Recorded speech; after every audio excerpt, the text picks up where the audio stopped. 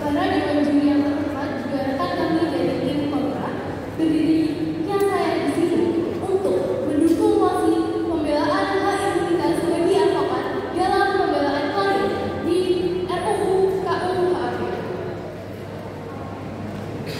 Mengapa demikian? Marilah saya masuk pada ranah argumen dari tim kami. Yang pertama, advokat merupakan pilar keadilan. Advokat bukan hanya sekedar pembela klien, tetapi penegak hukum yang sejajar dengan hakim, jaksa, dan juga polisi. Tanpa adanya advokat yang bebas, tidak akan ada fair trial atau peradilan yang adil dalam pengadilan. Imunitas adalah perisai, profesi, bukan maksud untuk kebal hukum. Hal ini berarti jika advokat melakukan kesalahan yang salah secara hukum, ia tetap bisa dikenai hukum. Dasar yang kedua, dasar hukum yang melandasi argumen ini adalah: pertama, pasal 5 ayat 1 Undang-Undang Nomor 18 Tahun 2003 yang mengenai advokat merupakan penegak hukum yang bebas, mandiri, dan menjunjung keadilan.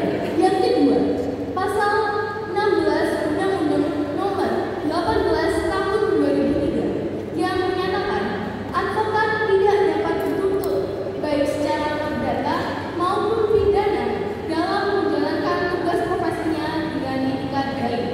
Yang ketiga, pasal 28D ayat 1 Undang-Undang Dasar 1945 yang mengatakan bahwa setiap orang berhak atas kemampuan, jaminan perlindungan, dan kepastian hukum yang adil.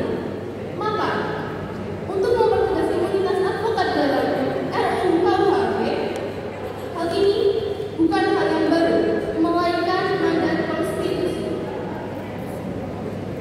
Yang ketiga,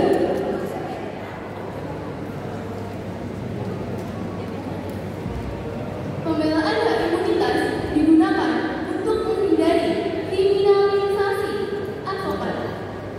Hal ini dibuktikan oleh banyaknya kasus advokat yang dilaporkan balik atau didiskriminasi hanya karena pernyataannya di persidangan. Hal ini dapat membuat advokat takut untuk bersuara, padahal tugas dari advokat sendiri adalah untuk membela kliennya.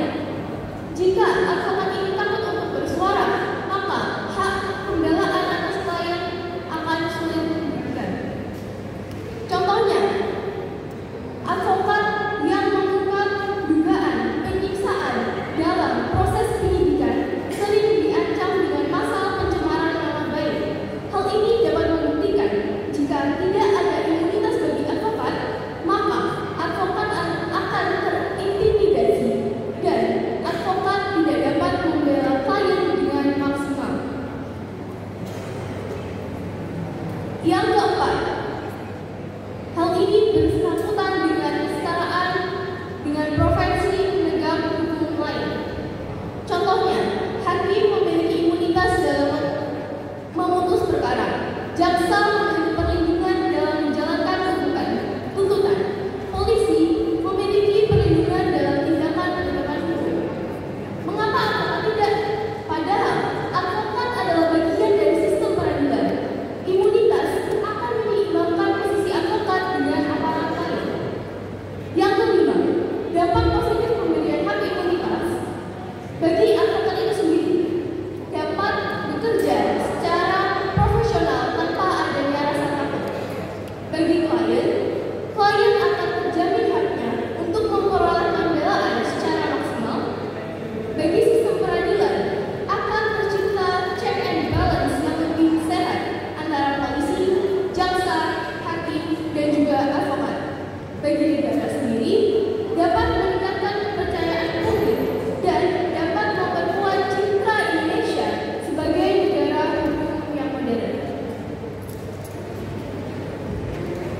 Imunitas advokat bukan berarti kebal hukum, tetapi perlindungan profesi agar advokat tidak dihukum hanya karena membela kebenaran. Tanpa adanya imunitas, keadilan akan jadi slogan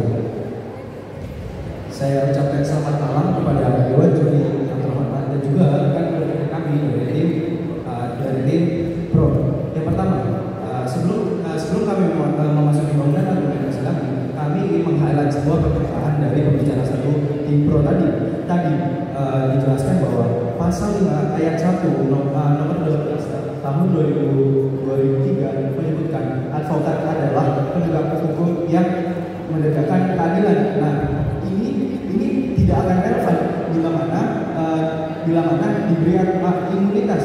Nah, advokat tidak tadi disebutkan bahwa jika diberi imunitas, advokat tidak akan dikriminalisasi dan sebagainya, sehingga dapat membela klien. Nah, dalih ini membela klien ini bisa dipakai oleh advokat secara sewenang-wenang.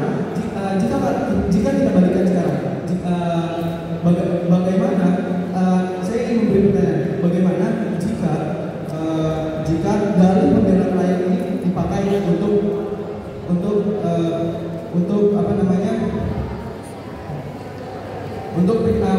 disalahgunakan? Oke. Pertama, mari kita masuki bangunan argumentasi kami. Isunya di sini adalah apakah pemberian imunitas untuk advokat merupakan sebuah urgensi? Pungkas kami tidak. Lalu, apakah profesi advokat perlu dilindungi sampai pada titik di mana ia kebal dari tuntutan perdata dan pidana saat menjalankan tugasnya? Pungkas kami lagi tidak, juga. Karena pemberian imunitas sedemikian rupa bertentangan dengan prinsip dasar negara hukum, rule of law, prinsip akuntabilitas dan keseluruhan kerangka hukum positif di Indonesia. Mengapa kami memutuskan melekat pada fondasi tersebut? Karena konstitusi mengamanahkan, memerintahkan persamaan di hadapan hukum pada pasal 27 dan pasal 28D Undang-Undang Dasar Negara Republik Indonesia tahun 1945 atau equality before the law. Suatu pengecualian atau imunitas yang luas bagi kelompok profesi tertentu berpotensi menciptakan sebuah zona hukum yang tentunya ini kontradiktif dengan konstitusi pasal 27 dan 28D tadi. Aturan yang berlaku sekarang juga memberi gambaran batasan-batasan di Kitab Undang-Undang Hukum Acara Pidana yang mengatur tata cara pidana dan peran penasihat hukum dalam proses pidana. Sementara Undang-Undang Advokat menegaskan advokat sebagai penegak hukum yang bebas dan mandiri, tetapi juga menegaskan adanya kewajiban etik dan mekanisme penegakan disipliner. Keputusan Dewan Kehormatan tidak akan menghapus pertanggungjawaban pidana apabila unsur pidana terpenuhi. Dengan kata lain, hukum Indonesia sudah mengakui perlindungan profesi tanpa mengorbankan akuntabilitas pidana ataupun perdata yang ini sudah diatur dalam KUHP tersebut. Yang dimana yang kami tolak di sini adalah pemberian hak lebih dari hak yang sudah diberi. Mengapa ini relevan sekarang? Karena naskah rancangan undang-undang KUHP terbaru memang memasukkan klausul yang menyebut hak imunitas bagi advokat. Misalnya wacana pasal yang ingin membatasi penuntutan terhadap advokat dalam menjalankan tugas pembelaannya, yang jika ini berbunyi luas maka akan menghasilkan pengecualian nyata terhadap hukum pidana maupun perdata. Itu bukan sekedar perlindungan, tapi itu adalah potensi terjadinya impunitas. Aplikasi logisnya seperti ini. Diberikannya imunitas akan membuka celah penyalahgunaan seperti obstruction of justice atau menghalangi penyidikan. Hal ini tentunya akan mengikis dan sangat kontradiktif dengan supremasi hukum, prinsip kesetaraan hukum, dan prinsip tidak boleh adanya imunitas atau nemo es supra lege. Maka hal ini jika difinalisasi dan diteken sebagai sebuah produk hukum, maka produk hukum ini sendiri yang nantinya akan menunjukkan kesalahan pada jantung hukum dan membunuh hukum itu sendiri.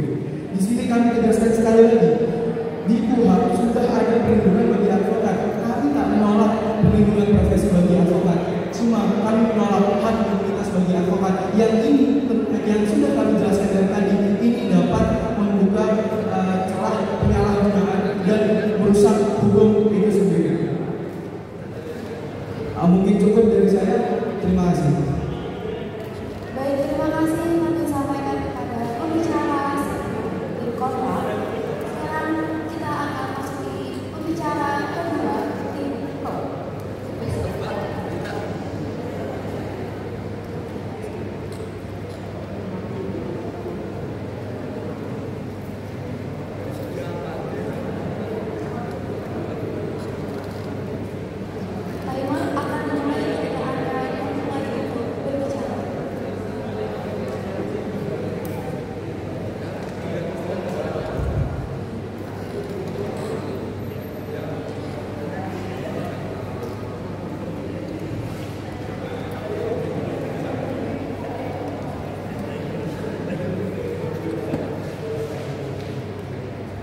Imunitas bukan tiket bebas kriminal, tetapi tameng untuk menegakkan keadilan. Sebelumnya saya ucapkan terima kasih kepada Dewan Juri yang saya hormati beserta rekan tim kontra saya dan hadirin yang saya banggakan telah menghadiri acara debat grand final pada malam hari ini. Sebelum saya memasuki ke bagian argumentasi, izinkan saya untuk membidas argumen dari tim kontra. Tadi dikatakan bahwasannya advokat dapat sewenang-wenang karena ada dalil membantu klien karena ada hak imunitas.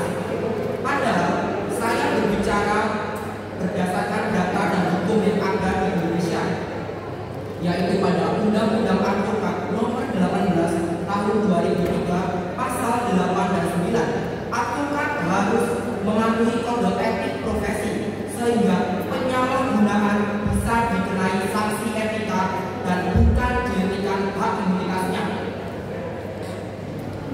Maka dari itu kami sebagai tim pro tetap mendukung mosi ini adanya pemberian hak imunitas bagi advokat dalam pembelaan klien di RUU KUHP.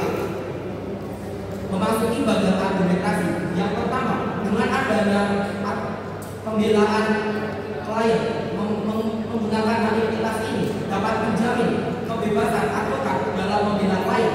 Apabila diberikannya hak imunitas, advokat bisa membela klien tanpa rasa takut digugat dan diintimidasi. Lalu menghasilkan hasil, advokat akan menghasilkan suatu keadilan yang objektif.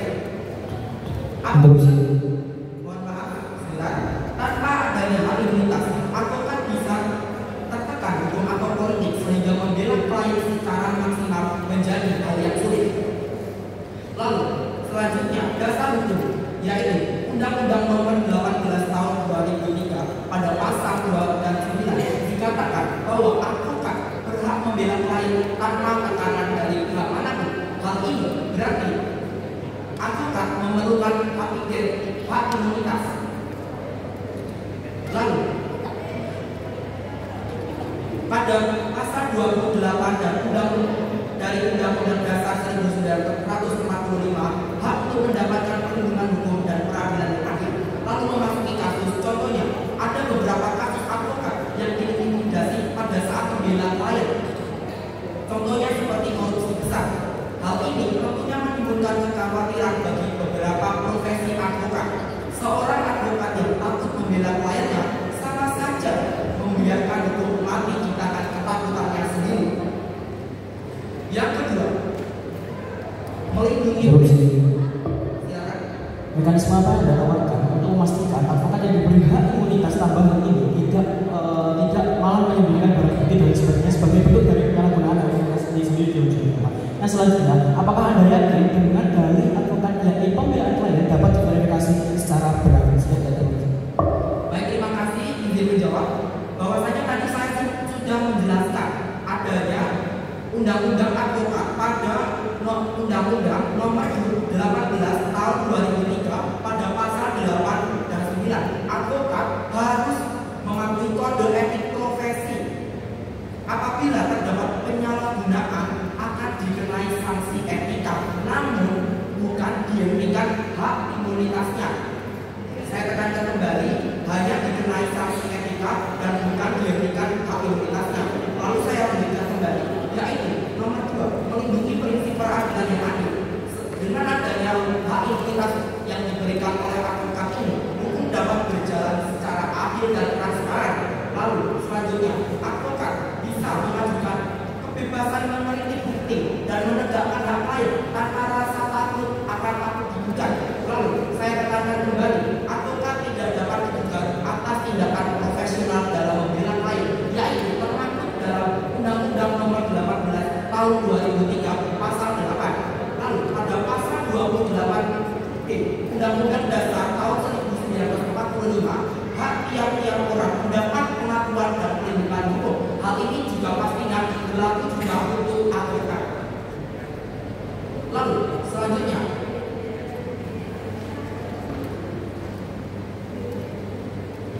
pada kasus advokat, yaitu contohnya saya ambil kasus hak asasi manusia ataupun korupsi besar, sering menghadapi ancaman. Imunitas membuat advokat dapat aman dalam menjalankan tugasnya sehingga dapat menghasilkan hasil yang objektif dan transparan untuk menegakkan keadilan. Lalu, dampaknya sistem peradilan menjadi fair, terdakwa mendapat pembelaan yang maksimal, serta publik percaya atas profesi hukum yang dijalankan oleh advokat. Keadilan lahir dari keberanian advokat, bukan dari ketakutan mereka. Lalu, selanjutnya, yang ketiga, mencegah penyalahgunaan hukum terhadap advokat.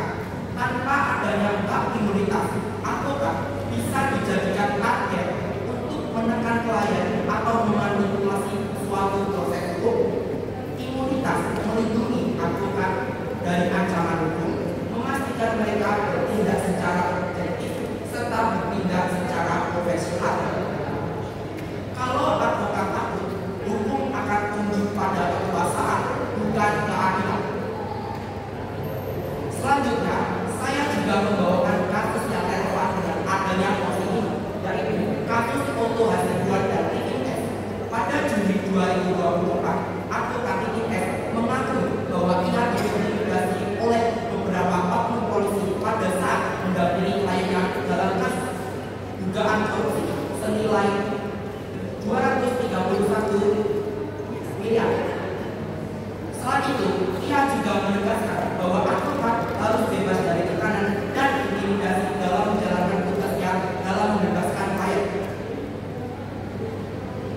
Lalu, saya menegaskan kembali mengenai undang-undang advokat pada Undang-Undang Nomor 18 Tahun 2003, Pasal 8, 9, 28E serta 28D yang menegaskan bahwa advokat dijamin kebenaran dalam menjalankan profesinya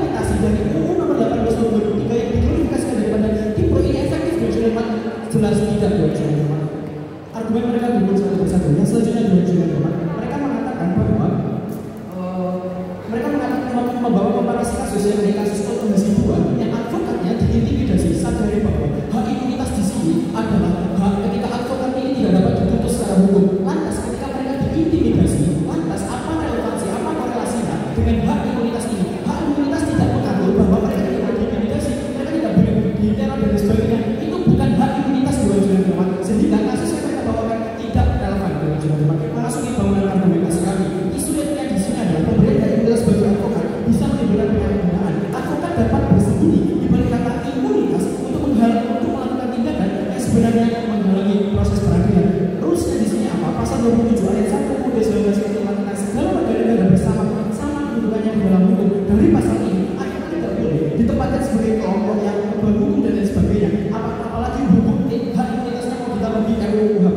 Pasal 221 KUHP melarang setiap orang menyembunyikan pelaku tindak pidana atau barang bukti. Jika advokat punya imunitas, dapat menyebabkan risiko ia dapat berlindung dari pasal ini dengan alasan membela klien, padahal nyata-nyatanya menghalangi penyidikan. Yang selanjutnya adalah pasal 16 UU Advokat UU nomor 18 tahun 2003. Advokat tidak dapat dituntut baik secara perdata tidak atau pidana dalam menjalankan tugas profesinya dengan baik. Perlindungannya sudah ada, tetapi dibatasi dengan syarat itikat baik. Jika RUU menambah imunitas, maka hak tersebut akan melampaui batas kewenangan. Dari sini, lantas kita pilih aplikasinya. Imunitas yang terlalu luas membuka peluang moral hazard. Advokat bisa saja merasa berhukum sehingga tidak segan-segan melakukan strategi curang dan sebagainya. Padahal advokat punya kekuasaan besar dalam mengendalikan informasi, dokumen, bahkan komunikasi lainnya. Tanpa mekanisme kontrol, mereka bisa ikut melanggengkan tindak pidana dengan nama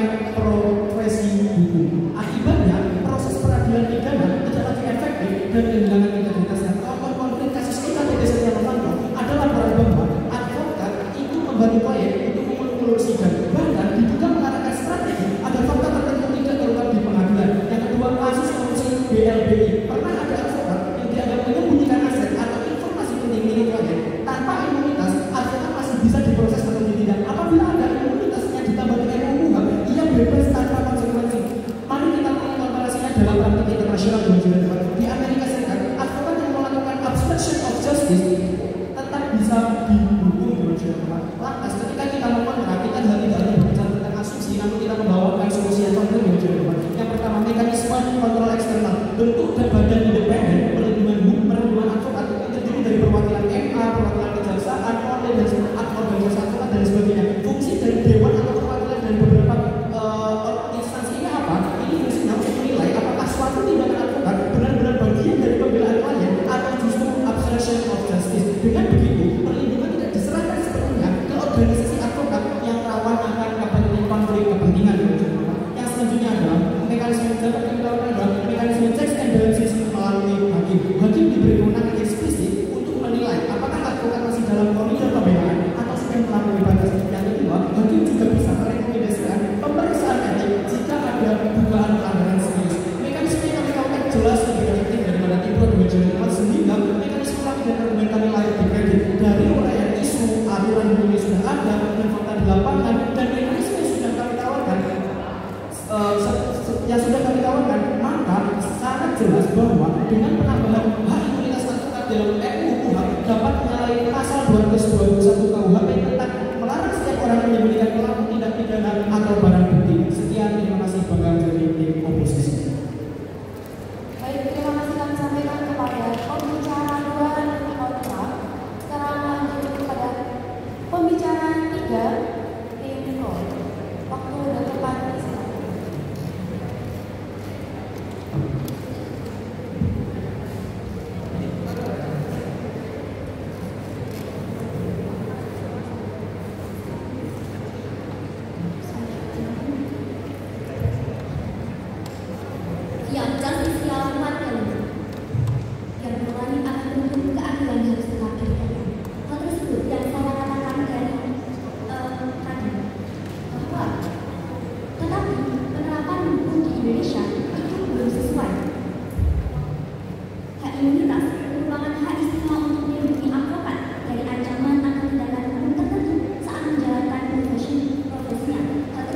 Dapat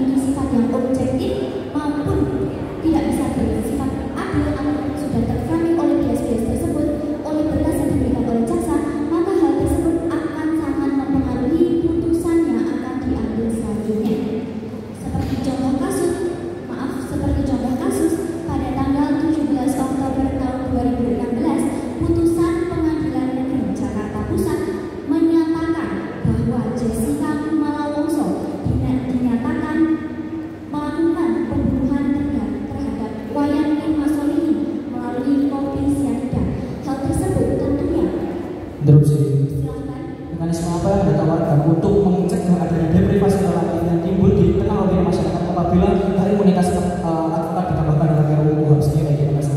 Baik, hal tersebut akan saya jawab di akhir.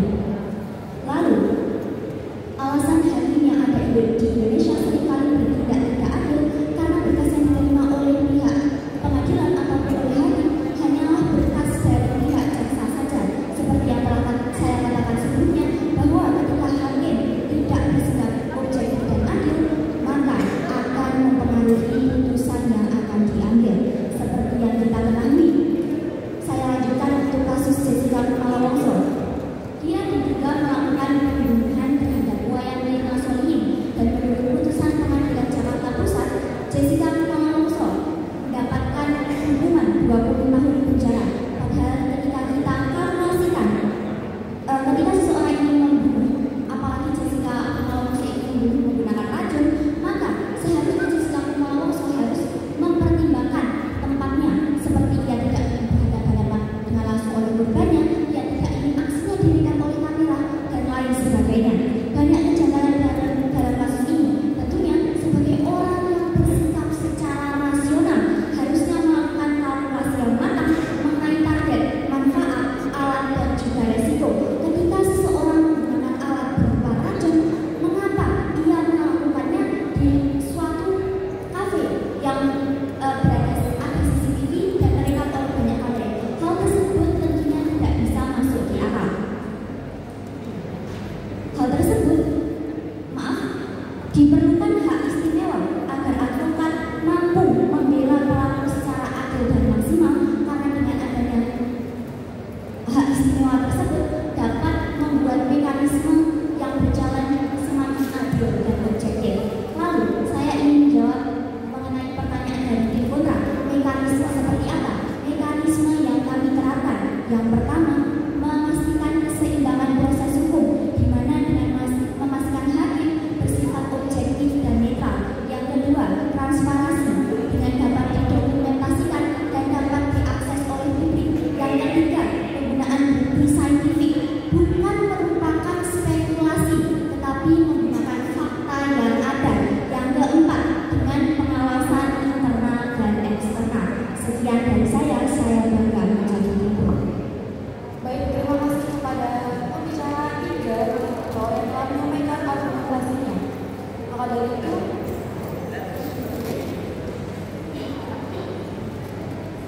sekarang saatnya pembicara 3 dari tim kontra untuk menyampaikan argumentasinya.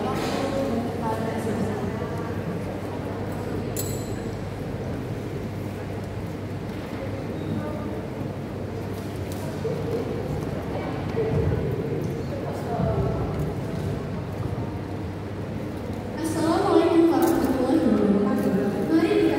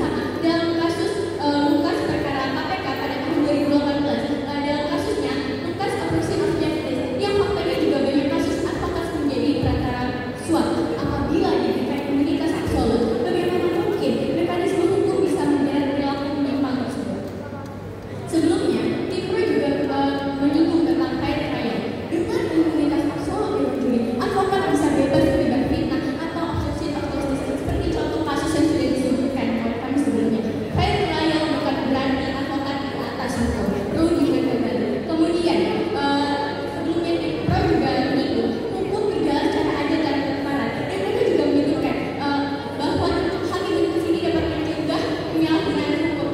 Makanya pada status quo menunjukkan sebaliknya Dewan Juri, di mana advokat kerap sekali menjadi maklar kasus atau mafia peradilan. Dalam data ICW menunjukkan 40% kasus korupsi yang disidik KPK melibatkan advokat sebagai perantara suap. Seperti kemudian berikutnya. Di sini kemudian mari kita luruskan bersama. Advokat saat ini sudah dilindungi oleh pasal 16 Undang-Undang Advokat, di mana advokat tidak dapat dituntut pidana maupun perdata, yang artinya advokat sudah memiliki fungsional immunity. Apa yang mereka minta di RUU hanyalah absolute immunity yang kita butuhkan saat ini adalah menegakkan kode etik dan pengawasan profesi, bukan memberi kekebalan. Di sini kami juga menawarkan mekanisme solusi, yaitu dalam kontrol eksternal, di mana bentuk badan perlindungan advokat yang terdiri dari perwakilan MA, Kejaksaan, Polri, dan juga organisasi advokat dan sebagainya. Kedua, Dewan Perwakilan ini berfungsi juga menilai apakah suatu tindakan advokat benar-benar bagian dari pembelaan alien atau justru obstruction of justice.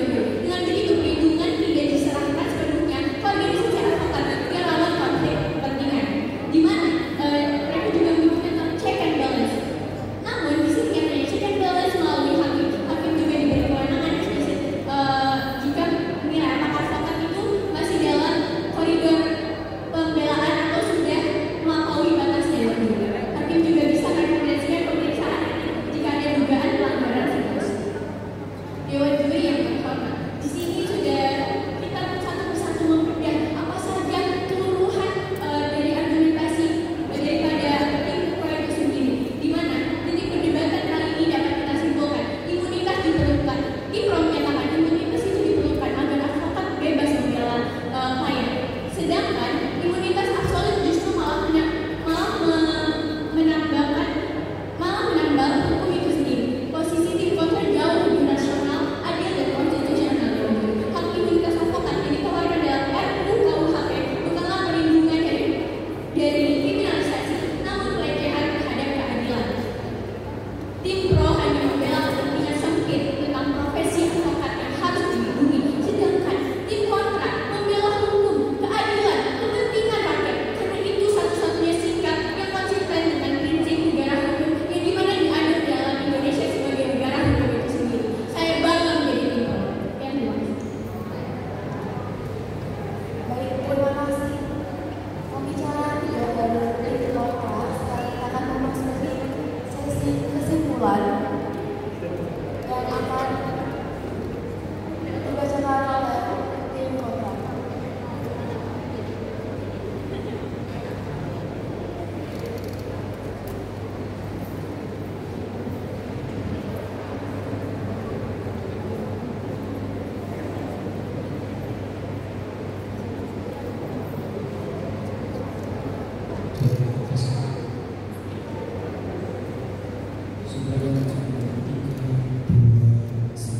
Ibarat menawarkan dagangan di pasar, tapi diri sendiri tidak tahu apa yang kita lakukan. Maka siapa yang membeli dan siapa yang mencari. Assalamualaikum warahmatullahi wabarakatuh. Saya Muhammad Muhammad, selaku bicara ketua akan menyimpulkan hasil pertemuan kita ini. Sebelumnya saya mengucapkan terima kasih sebanyak-banyaknya kepada Dewan Juri Manifest Pelajar serta rekan-rekan berbicara di sebuah tim yang membanggakan serta para yang telah hadir dengan pertempatan yang baik dan pertempatan yang bermanfaat bagi kita juga di Indonesia. Saya sebagai pembicara penyebut akan menyimpulkan hasil pertemuan pada kali ini.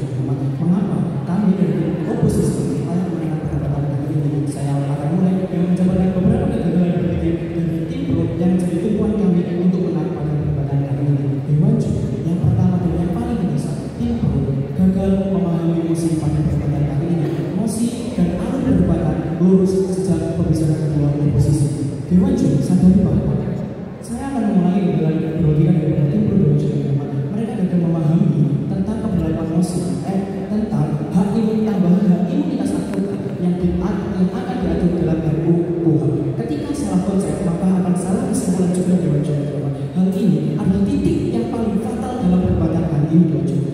Yang selanjutnya, mereka mengatakan bahwa apabila tidak ada imunitas maka advokat tidak akan dikriminalisasi dan sebagainya. Kita sudah menanyakan dengan membalikkan pertanyaan dan memberikan instruksi bahwa bagaimana dan memberikan beban pembuktian bagaimana kalau advokat ini justru menyalahgunakan hak imunitasnya, dan mereka menjawabnya dengan jawaban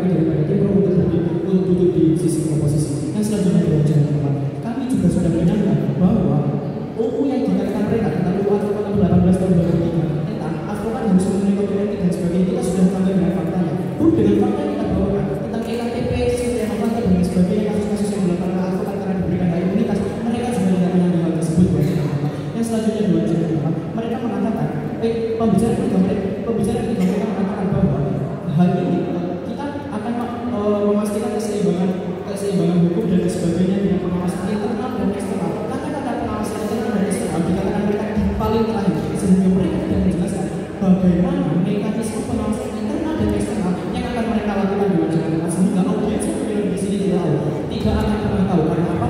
Bagaimana pengawasan internal dan eksternal yang akan mereka layangkan sehingga mekanisme mereka tidak layak dikerjakan. Yang selanjutnya mengapa kami layakan karena dua argumen kami tidak dapat disebut sekalipun daripada diproduksi. Kita membawa argumen bahwa hak imunitas yang akan ditambahkan dalam RUU HAM ini dapat menyalahi kewenangan dan dapat disalahgunakan. Hal tersebut tidak disangka daripada pembicaraan dari tim pro sehingga argumen kami tetap berbeda. Dan pun kami menawarkan mekanisme yang sudah kami jabarkan, dua mekanisme tentang mekanisme kontrol eksternal dengan membentuk perwakilan dari badan-badan usaha MA, jaksa Polri dan sebagainya yang berfungsi untuk menilai suatu tindakan advokat apakah benar atau salah sehingga tidak terjadi konflik kepentingan apabila kewenangan tersebut diberikan kepada organisasi advokat, juga memberikan mekanisme tentang checks and balances antara hakim dewan juri hakim diberi kewenangan eksplisit untuk menilai apakah advokat masih dalam koridor pembelaan atau sudah melakukan protes dan sebagainya. Pun dua solusi kami tidak disanggah daripada tim produksi. Maka dari itu kami sebagai tim oposisi layak menang dalam perdebatan kali ini. Ibarat usaha menanduk pohon beringin, tanduk patah pohon pun tak berubah. Sekian, terima kasih. Baik, terima kasih kepada pembicara dua sebagai pembicara simpulan. Sekarang silakan untuk pembicara simpulan dari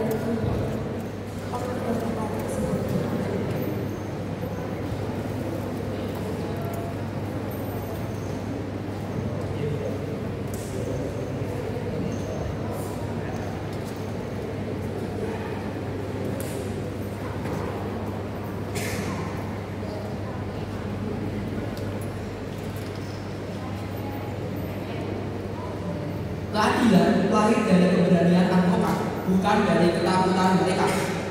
Terima kasih Dewan Juri yang terhormat yang telah menghadiri kegiatan pada hari ini beserta rekan berpikir saya dan hadirin yang berbahagia dan saya banggakan. Sebelumnya berdirinya saya di sini ingin menyatakan simpulan mengenai argumen kami sebagai tim dari mosi pemberian hak imunitas bagi advokat dalam pembelaan klien di RUU KUHP.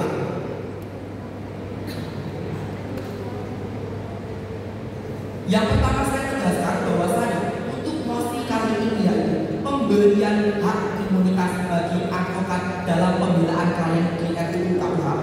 Tadi tim kontra menyatakan bahwasanya mosi ini yaitu penambahan hak imunitas. Nah, hal ini sudah pasti bahwasanya sudah salah di mosinya. Lalu saya tegaskan kembali, mengapa tim kontra bisa mengatakan bahwasanya advokat yang dijatuhi atau diberikan hak imunitas dapat menyelewengkan atau menyalahgunakan kekuasaannya, apa dasar hukumnya dan bukti-bukti yang digunakan. Dari tadi hanya mengomentari kasus-kasus yang kami berikan, sedangkan tim kontra sendiri tidak memberikan kasus-kasus yang relevan dengan penyalahgunaan hak imunitas. Sedangkan kami memberikan kasus-kasus apa yang kami bawakan mengenai kasus mengenai pentingnya hak imunitas dalam pemberian advokat. Tim kami berbicara atas dasar dan fakta dan bukti. Lantas atas dasar-dasar apa tim kontra menyatakan pendapatnya bahwa advokat yang diberikan hak imunitas dapat disalahgunakan? Apakah itu hanya spekulasi saja atau bagaimana? Kita tidak tahu. Memasuki bagian argumen dari kami. Bahwasanya di sini saya tegaskan kembali. Imunitas bukan tiket bebas kriminal, tapi tameng untuk menegakkan keadilan.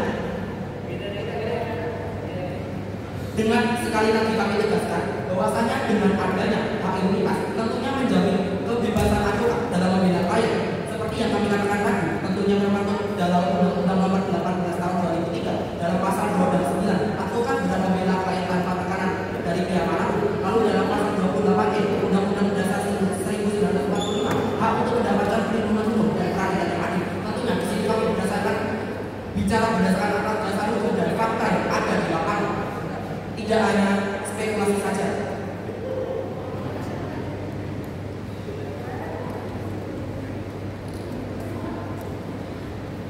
Seorang advokat yang takut membela kliennya sama saja membiarkan menegakkan hukum mati di tangan ketakutannya sendiri.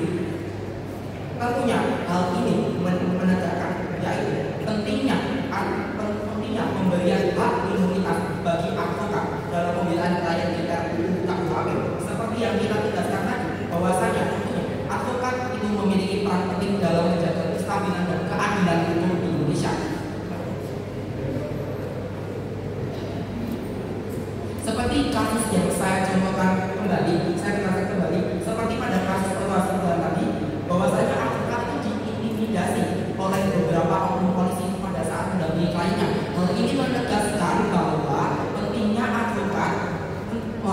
pentingnya pemberian hak imunitas bagi advokat. Karena ini saya berbicara pada kasus yang ada di Indonesia, bukan hanya spekulasi semata-mata yang kami buat-buat saja. Lalu tentunya mengenai undang-undang advokat yang menegaskan bahwa advokat dijamin kebebasannya dalam menjelaskan profesinya. Hal ini memiliki hak ini. Hal ini tentunya menunjukkan advokat harus memiliki hak imunitas agar lebih bisa profesional dalam membela argumen yang objektif. Kami dari tim bangga membela posisi, yaitu mengenai pemberian hak imunitas bagi advokat dalam pembelaan klien di RUU KUHP. Sekian, terima kasih.